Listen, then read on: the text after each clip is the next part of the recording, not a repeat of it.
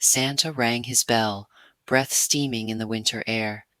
Every few minutes he would glance inside, not at the customers in general, but noticing how warm it must have been, and noticing the hard work of the waitress and the never-stopping smile with her very tired eyes. James Thornton sat alone in the corner booth, the one near the frosted window. At 52, he was a billionaire whose name glowed on hospital wings and university halls, but not here. At Rosie's diner, he was just the quiet man in the tailored coat, nursing a coffee that had gone lukewarm an hour ago. Christmas lights framed the windows, their colors reflected in the puddles of melted snow on the floor where boots had tracked slush inside. A plastic nativity scene sat on a shelf, one of the shepherds glued back together. A radio in the corner played soft carols under the hum of tired conversation. Outside the glass, Santa rang his bell, breath steaming in the winter air. Every few minutes he would glance inside, not at the customers in general, but noticing how warm it must have been, and noticing the hard work of the waitress and the never-stopping smile with her very tired eyes. Emily Harper. She moved between tables with a practiced rhythm, carrying plates in one hand and refilling coffee mugs with the other. Her brown hair was pulled into a messy bun, her apron smeared with ketchup and coffee stains. The Christmas rush had been brutal. Double shifts, long nights. And Bielsa still didn't care. It was the season of joy. At 28, Emily was a single mom, a veteran, and the living definition of holding it together with duct tape and prayer. Her daughter Ashley was 3 and believed that Christmas meant magic. Emily believed Christmas meant overdraft fees. She wore a chain around her neck, tucked beneath her shirt. At the end of it hung a small silver ring, etched with a delicate ivy pattern. Her mother's ring. All she had left. Emily paused at the register, rubbing her temples. The way she checked her phone and frowned. The way she stared at the Christmas tree in the corner, decorated with paper ornaments for Angel Tree kids from the church. Names written in marker.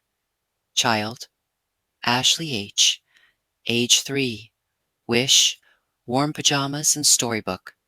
Emily's jaw tightened every time she looked at that ornament. She hadn't written it. One of the church ladies had. It felt like a spotlight on her failure. The diner door chimed as someone left. A gust of icy wind swept through. Santa's bell gave a gentle jingle. "The Lord is close to the broken-hearted," Santa murmured under his breath, almost too soft for anyone to hear. "And saves those who are crushed in spirit." Psalm chapter 34, verse 18. He smiled faintly, eyes following Emily as she moved toward the corner booth. James watched her too. Not the way some men watched waitresses. His gaze was softer, curious, haunted. He turned his ring, a silver band with ivy carved into the metal around his finger. He'd given the matching one to his wife, Claire, decades ago. She died in a car accident 3 years earlier. Since then, he'd been wandering from town to town, burying his grief in the quiet corners of places no one expected to see him. Rosie's diner, with its chipped mugs and sticky floors, felt more honest than any of his boardrooms had. Emily reached his table with the coffee pot. "Top you off, sir?" she asked, tired but polite. He nodded, and as she poured, her eyes dropped to his hand. She froze. "Oh, my, sir," she said, slowly, feeling her throat tighten. "My mother had a ring just like yours." The bell outside stopped ringing. For a moment everything went very still. James stared at her. "What did you say?" His voice dropped to a whisper. Emily swallowed. Her fingers trembled as she set the coffee pot down. reaching instinctively for the chain at her neck. "This ring," she said, pulling it out so he could see. A small silver band, etched with ivy, identical to the one on his hand. It was my mom's. She said it came from someone special. She never told me who. James's heart punched his ribs. It couldn't be. Not the ring, not the pattern, not right before Christmas, in some nowhere town. He reached across the table, not touching, just staring. "Your mother," he said carefully, as if the wrong word might shatter something fragile. "What was her name?" "Mary," Emily replied. "Mary Harper." Outside the bell began ringing again, slow and steady. Santa's eyes narrowed as he watched through the window, sensing trouble inside. The diner door banged open, breaking the fragile moment. A gust of wind crashed into the room, accompanied by a rough voice. "Cold enough to freeze your soul out there." Frank Doyle stomped snow off his boots. He was a regular, a broad-shouldered man with a permanent scowl and a red nose that had more to do with a bad habit than winter. "And that Santa's still out there ringing that stupid bell. Church always begging for money this time of year." Emily flinched at his tone. However, Santa outside kept ringing, not paying the rudeness any attention. James quietly slid his coffee mug aside, eyes still locked on Emily's face. Frank tossed his coat into a booth, eyeing the donation bucket through the window with disdain. "Kids' Christmas gift fundraiser," he scoffed loudly. "What a joke, like we don't all have our own problems." Emily straightened. "It's for the kids at church who wouldn't get Christmas otherwise," she said. "My daughter's on that tree, Frank." He grunted. "Exactly my point. They ought to tell people the truth. It's for people who can't manage their lives. Why should the rest of us pay extra for that?" The word sliced through her. Emily's cheeks burned. She turned away, so he wouldn't see the sting in her eyes. Outside, Santa watched. His gloved hand paused on the bell. He whispered, as if to the cold air itself, "Every good and perfect gift is from above, coming down from the Father of the heavenly lights." James, chapter 1, verse 17. Then he rang the bell a little louder.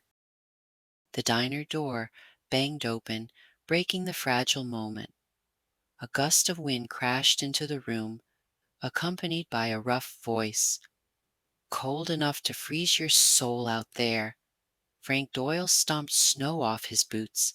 He was a regular, a broad-shouldered man with a permanent scowl and a red nose that had more to do with a bad habit than winter. "And that Santa's still out there ringing that stupid bell. Church always begging for money this time of year." Emily flinched at his tone. However, Santa, outside, kept ringing, not paying the rudeness any attention. James quietly slid his coffee mug aside, eyes still locked on Emily's face. Frank tossed his coat into a booth, eyeing the donation bucket through the window with disdain. "Kids' Christmas gift fundraiser," he scoffed loudly. "What a joke, like we don't all have our own problems." Emily straightened. "It's for the kids at church who wouldn't get Christmas otherwise," she said. "My daughter on that tree, Frank." He grunted. "Exactly my point. They ought to tell people the truth. It's for people who can't manage their lives. Why should the rest of us pay extra for that?" The words sliced through her. Emily's cheeks burned. She turned away so he wouldn't see the sting in her eyes. Outside, Santa watched. His gloved hand paused on the bell. He whispered, as if to the cold air itself, "Every good and perfect gift is from above, coming down from the Father of the heavenly lights." James, chapter 1, verse 17. Then he rang the bell a little louder. Later that night, James lay awake in his hotel room, Christmas lights blinking red and green through the thin curtains. Mary Harper, Claire's childhood friend, the one who drifted away into addiction and shadows, the one Claire had tried to help and never stopped worrying about, the one who had given Claire a matching ring, this ring at their wedding. He remembered the last time he'd seen Mary, her eyes tired but hopeful, her hands shaking as she hugged Claire and whispered, "You'll always have me with you." Then she'd slipped a small box into Claire's hand, a twin ring with ivy etching.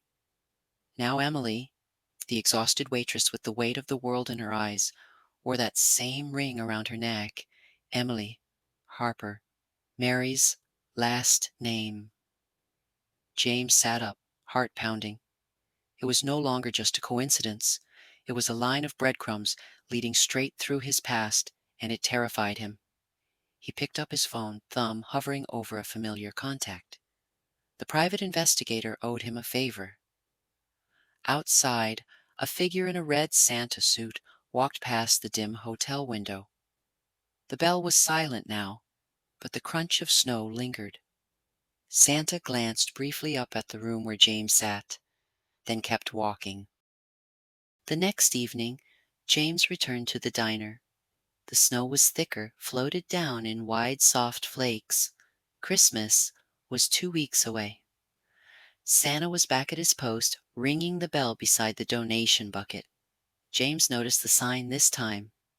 "Every coin is a seed of hope. Thank you for helping our church bless children this Christmas." Someone had taped a small handwritten note to the bottom.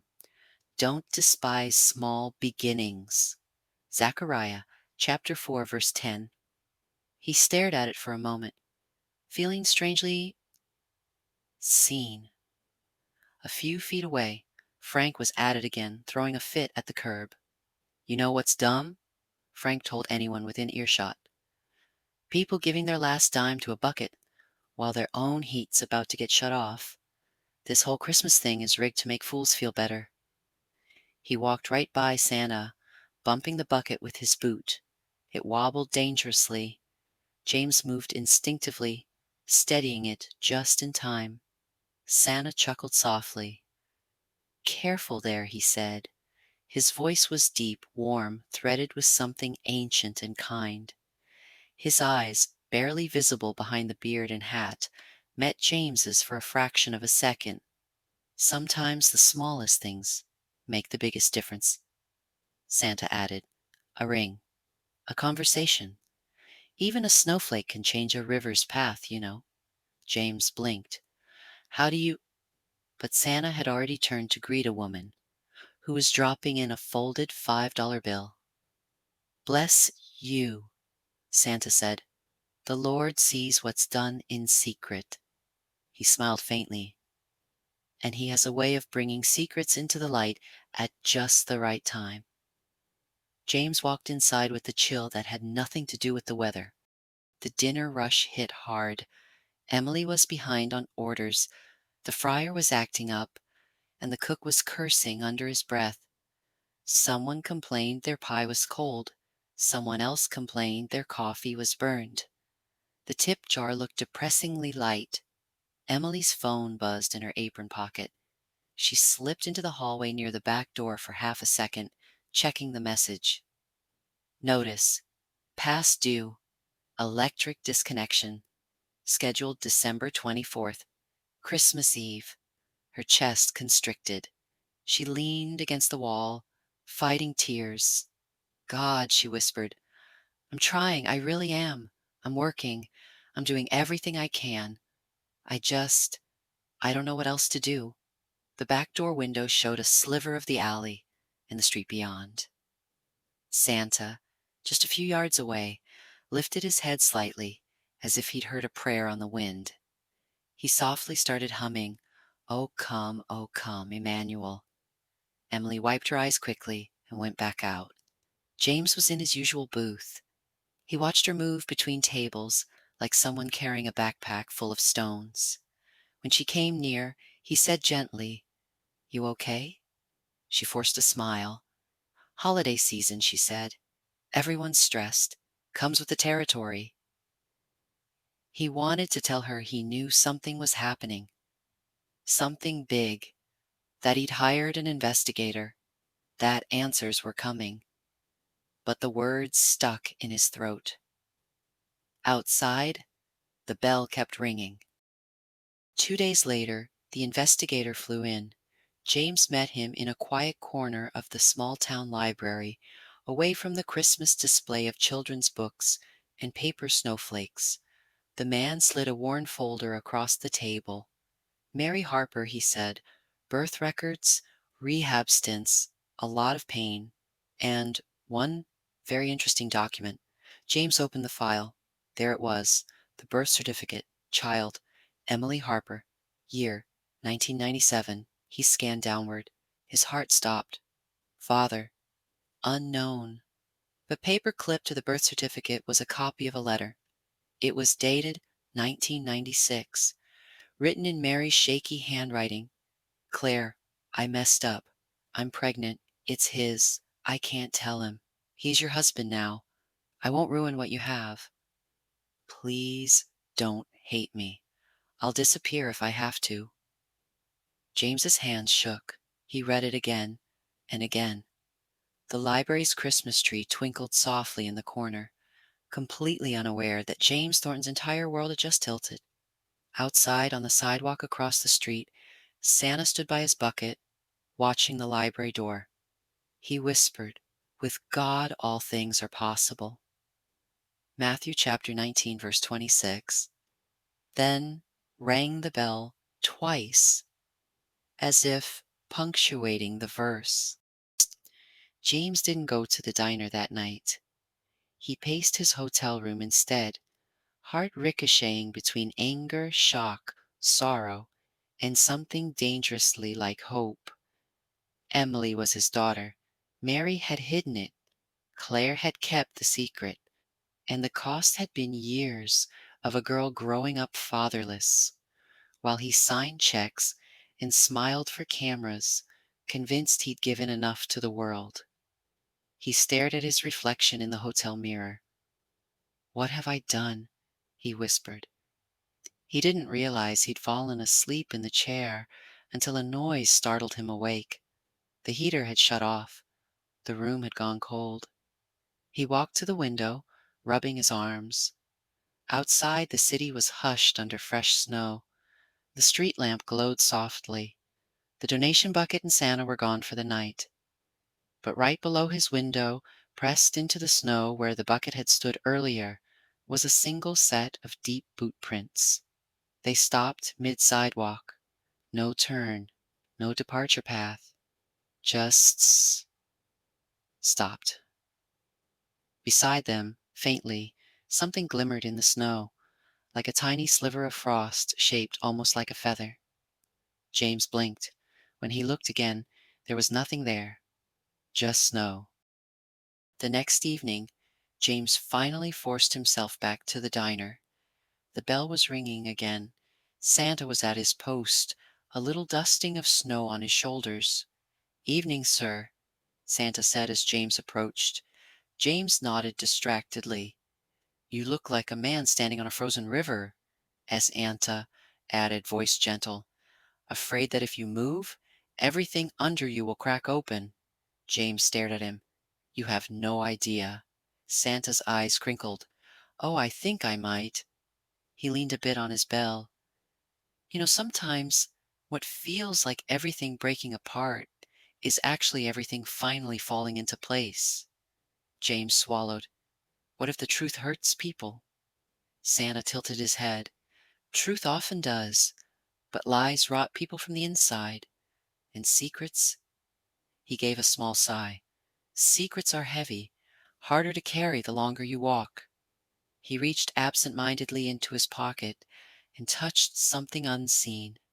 "You will know the truth," Santa murmured. "And the truth will set you free." John chapter 8, verse 32. James exhaled shakily and went inside. Emily avoided his eyes that night. Her stress had escalated. The electric shutoff notice weighed on her. Ashley had a cough. She'd just gotten a call that her babysitter might not be available on Christmas Eve for the church children's program. Layers of pressure. Frank, meanwhile, seemed determined to make everything worse.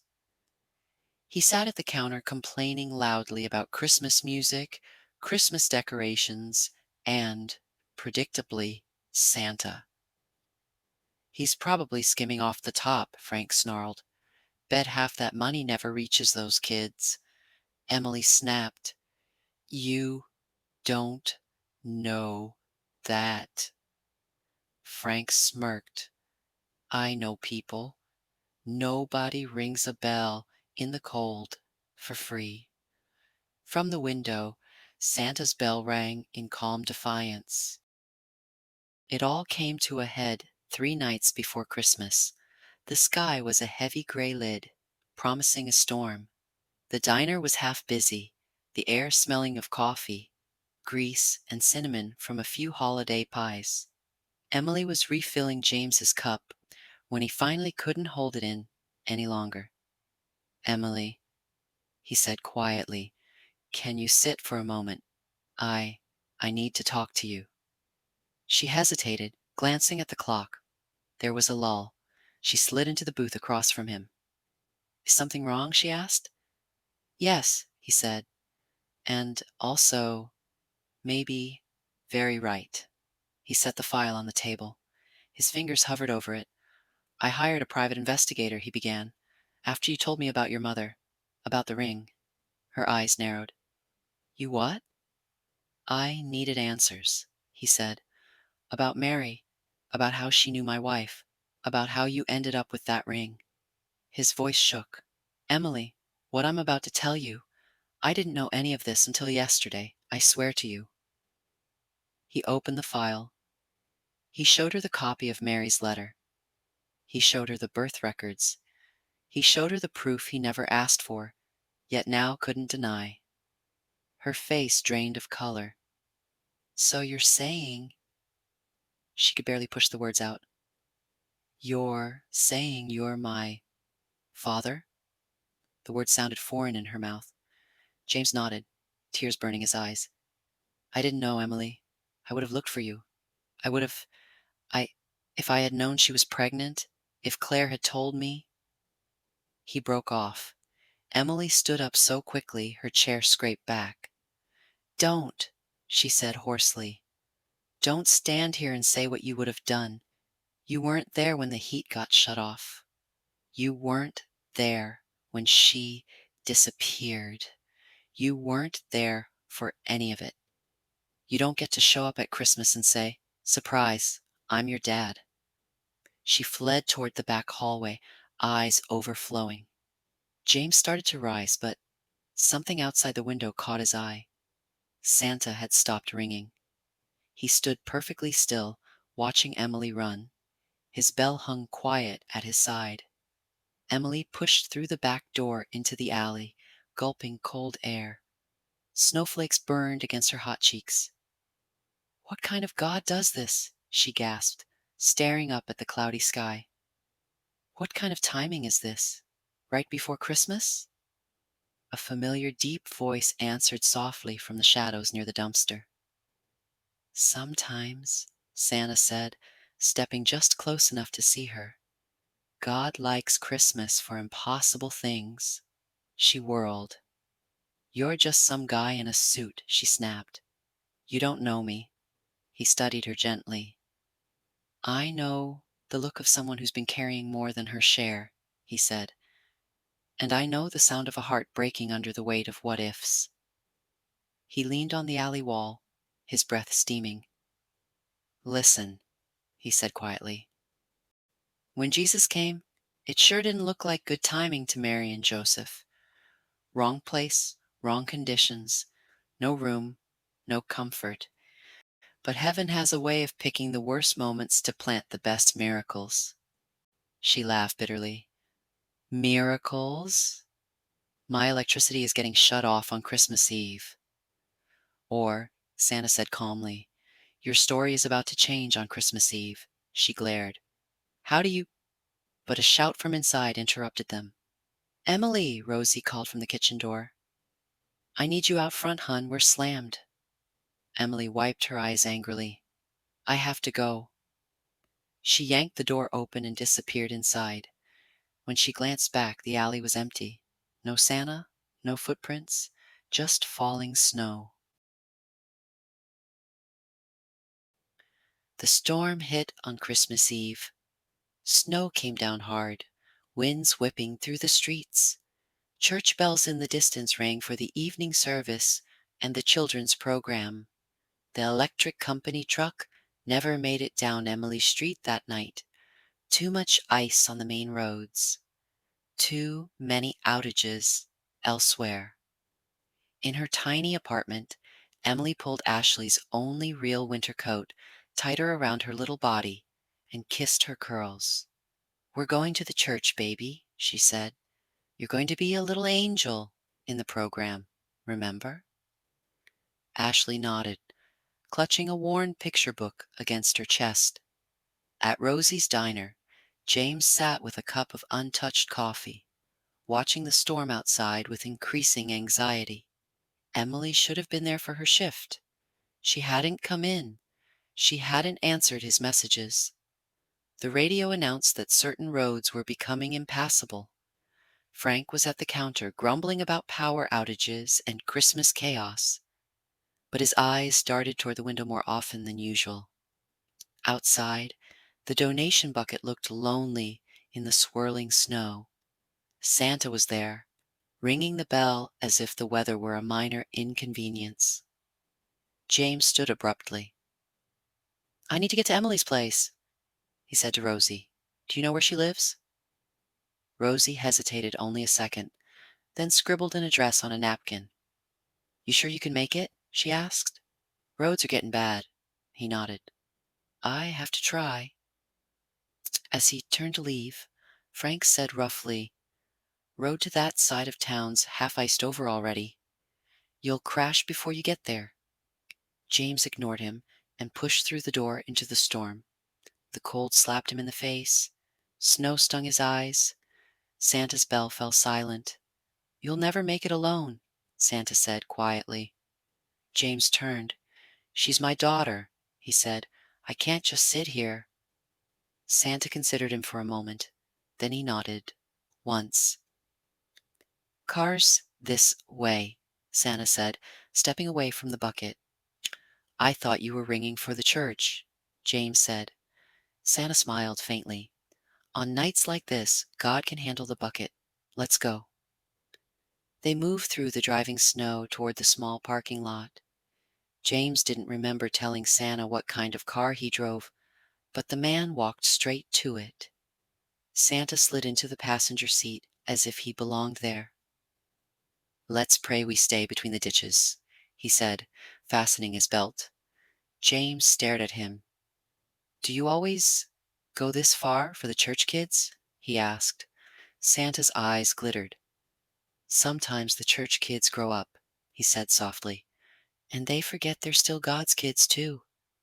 James didn't fully understand what that meant, but he gripped the wheel and pulled out onto the slick road. The roads were worse than he'd imagined. Wind buffeted the car. Snow erased the lines and blurred the intersections. Streetlights flickered in ghostly halos. Halfway to Emily's street, the car hit a patch of black ice. The back end swerved. James's heart lurched. He spun the wheel instinctively. The car slid sideways, grinding toward the curb. Jesus, help us, Santa said calmly. One gloved hand braced on the dashboard. Somehow, impossibly, the tires caught. The car straightened with a violent jolt, bumping back into the lane. James was breathing hard, knuckles white on the wheel. Santa looked at him steadily. Fear is loud, he said, but it's not in charge. He tilted his head, as if hearing something James couldn't hear. Almost there, he added. Turn right at the next light. How do you know where she lives? James asked. Santa just smiled faintly. You're not the only one who's been watching for her. Emily's apartment building was older, brick walls weathered by years of winters.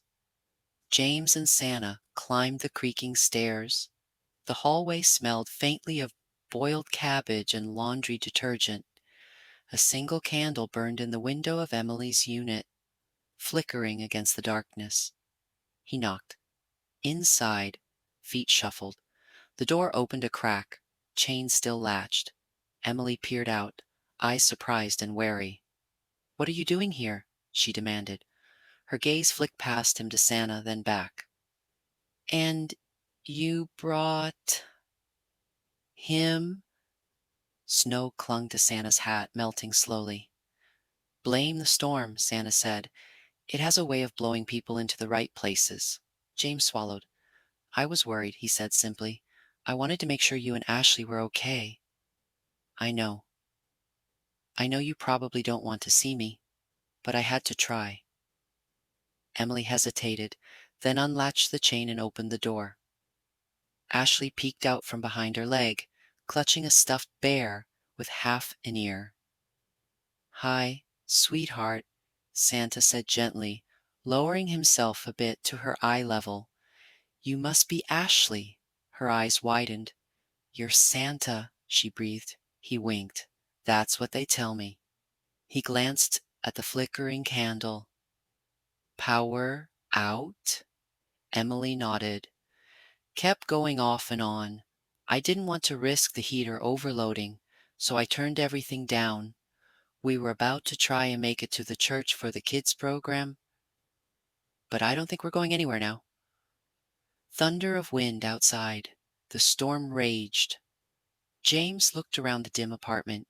Thin blankets, a small artificial tree with only a handful of ornaments, a paper angel Ashley had made at church. His chest ached. "I can get you both to the diner," he said. "Rosie's got a generator. It's warm. You can stay there until the road's clear, and after that, we can figure something else out." Emily opened her mouth to argue, to tell him she didn't need rescuing, but Ashley tugged her sleeve. "Mommy," Ashley whispered, "I'm cold." That was enough. "Okay," Emily said, "just for tonight." Back at the diner, the storm had forced most people home. Frank was still there. The power had flickered, but held. A few candles burned on the counter, just in case. The donation bucket sat inside now, placed near the door to keep it from blowing away. Frank sat hunched over his coffee, staring at the snow beyond the glass. When the door opened and James, Santa, Emily, and Ashley stepped in, everyone in the place looked up. Rosie's eyes softened when she saw Ashley. "There's my little angel," she said. "You made it. Thank God." Ashley ran to hug her. Frank snorted. "Look at that," he muttered. "Santa's got himself a rescue squad now." But there was less venom in his voice tonight. The storm had taken some of his fight. Santa wrung snow from his beard, then walked to the now indoor donation bucket. With a slow, deliberate motion, he pulled something from inside his coat and dropped it in. It made a soft, metallic clink. Frank frowned. "What, you put in a quarter?" "Big sacrifice." Santa smiled slightly. "Sometimes the value of a thing isn't in the metal," he said. "It's in the story attached to it." Frank rolled his eyes, but something in his gaze lingered on the bucket longer than usual. Rosie settled Emily and Ashley in a booth near James's usual spot. The generator kicked on with a low hum, just in case the grid failed. They all sat there, a strange little group tied together by more than they understood yet. The wind howled outside. Church bells faintly rang the late service call through the storm. Santa stood near the door, looking content, like a man who'd just finished something important. The storm finally reached its peak, then slowly began to calm. The lights flickered once, twice, then steadied. James found himself telling Emily about Claire, the good, the hard, the secret he wished she hadn't kept. Emily, shoulders tense, listened. "I'm still angry," she said at last, voice tight. "At her, at my mom, at you, at all of it. But—" she glanced at Ashley, who was coloring a nativity scene Rosie had given her. "I don't want Ashley to grow up with the same holes I did. If you really mean to be in her life, in our life, I'm willing to see where this goes. Just don't disappear." "I won't," James said, the promise heavy and holy in his chest. From his spot near the door, Santa watched them with a soft expression. Frank shifted on his stool, huffing. "This is ridiculous," he said. "Some billionaire waltzes in, and now everything's fixed?" "No," Santa said, "not fixed, just beginning to be healed." Frank snapped. "What do you know about healing, old man? I lost my wife 10 years ago, right before Christmas. Car accident, drunk driver. No miracles for me, just pain and a stack of bills." The diner went quiet. Santa regarded him with eyes that suddenly seemed deeper than the room. "I know this," Santa said gently. "Pain has two choices: harden you or hollow you out so God has somewhere to pour himself into." He nodded toward James and Emily. "You've been watching a miracle happen all week and calling it coincidence and timing and rigged." Frank's jaw clenched. "You want proof?" Santa continued. "You've been complaining for days about people giving to that bucket instead of fixing their own problems. But that bucket might just be part of the way God fixes things tonight." Frank glared at the bucket. "Yeah?" he said. "We'll see about that." He slid off his stool and stomped over to it. Everyone watched. He stared into it for a long moment, jaw working. Then, with a harsh exhale, he pulled his worn wallet from his back pocket, opened it, and shoved something inside the bucket with more force than necessary. It wasn't a coin. It was a folded stack of bills. He walked back to his stool, muttering, "Stupid kid's fundraiser," but his eyes were suspiciously bright. Rosie blinked hard. "Excuse me," she said softly. I'll be right back." No one said anything, but something shifted in the room. The storm outside slowed to a gentle fall. The radio, which had been playing static, cleared just enough to let a line of a carol drift through. "A thrill of hope. The weary world rejoices." Ashley yawned and leaned against Emily. "I'm sleepy, Mommy." Emily kissed her forehead. "I know, baby." Santa checked the clock on the wall. "Well," he said quietly, "looks like my shift's just about done." James glanced at him. "Thank you," he said, the words coming from a place deeper than politeness, "for helping us get here, for all of it. I don't even know your name." Santa smiled. "Some things are less about the name," he said, "and more about the message." He lifted his bell and gave it one last soft ring.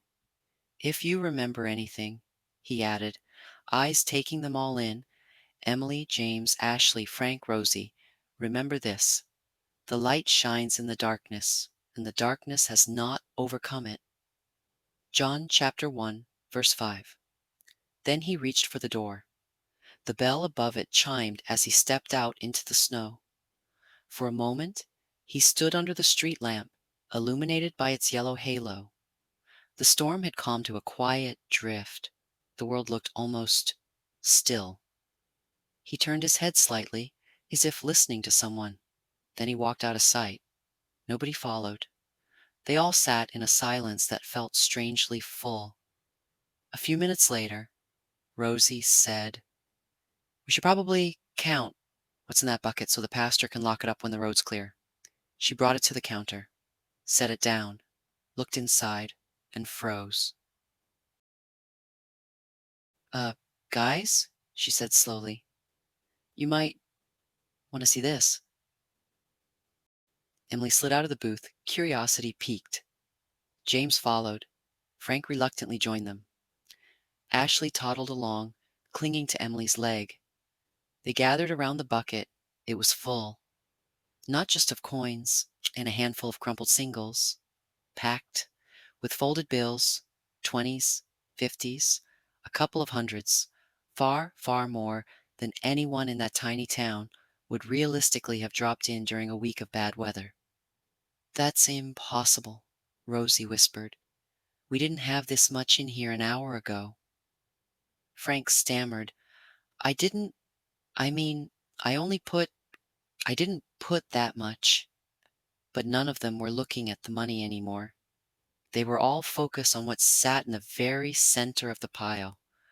A small folded piece of parchment-like paper, edges crisp as if it didn't belong to any store on earth. Rosie reached in with shaking fingers and lifted it out. Everyone leaned in.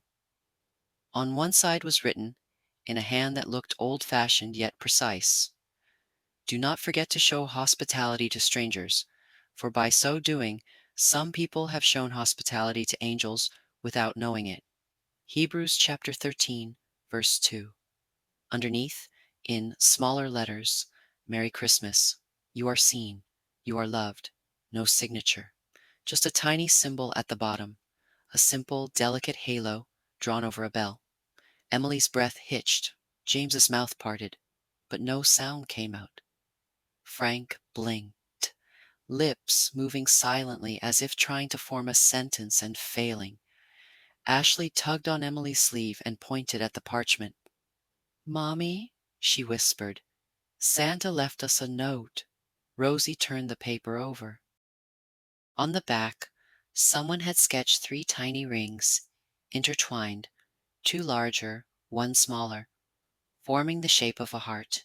It was the exact pattern of James's ring and Emily's, and a third one that did not yet exist, but suddenly felt inevitable. Nobody spoke. Nobody could. They just stood there, in a greasy diner adorned with paper snowflakes and twinkling lights, staring at the evidence that Santa was not just a man in a suit. Outside, under the street lamp, there were no boot prints leading away, only 3 faint impressions in the snow, side by side, as if someone had been standing there watching over them for a very long time. And right in the center of those impressions, a single small white feather, perfect, untouched, glowing softly in the lamplight. Rosie slowly opened the door. The bell chimed. Cold air rushed in, but nobody moved. They just stared, speechless, breathless, hearts racing, unable to even form the question that hovered in all their minds. Because the answer was lying quietly in the snow.